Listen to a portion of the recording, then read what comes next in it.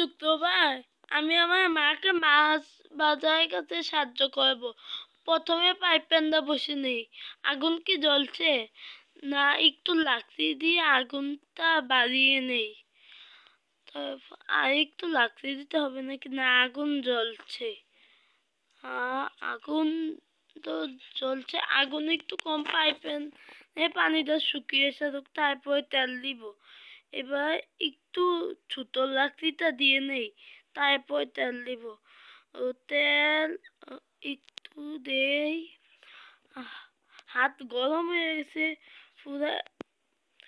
তেল দিতে দিতে পুরো হাতে গরম হয়ে গেছে। আর একটু একটু তেল, একটু একটু হয়েছে, আর একটু তেল দিতে হবে। এদিকে নফলে মাছ নিয়ে এসে হয়েছে, আর তেল দিতে হবে না। এবার মাছগুলো পাইপেনে দেই, পাইপেনটা একটু নাড়িয়ে নেই। এবার মাছগুলো দেই।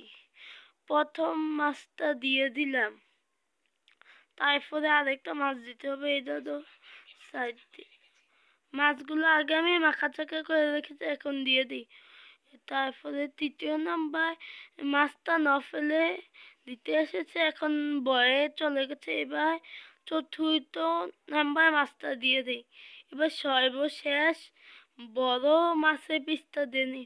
ও এটা উল্টো হয়ে গেছে। এবার মাছদানি দিয়ে এটা ঠিক করে নেই। তারপরে একটু নাড়িয়ে নেই, আর একটু নাড়িয়ে নেই। তা মাছ বাঁধা হচ্ছে। অনেক সুন্দর লাগছে মাছগুলোকে।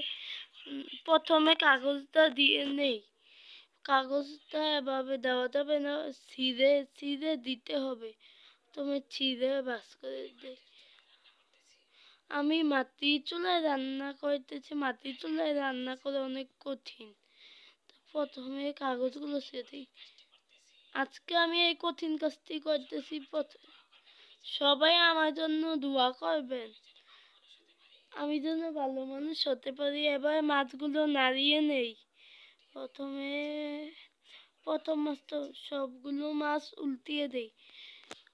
সবগুলো মাছ উল্টে, আর কি সুন্দর মাছের গান বলতেছে। এই বলতে বলতে নফেলে আবার আমার পাশে এসে বসে পড়েছে। সবগুলো মাছ উল্টিয়ে দিই, তারপর মাছগুলো তুলবো কড়াইয়া থেকে।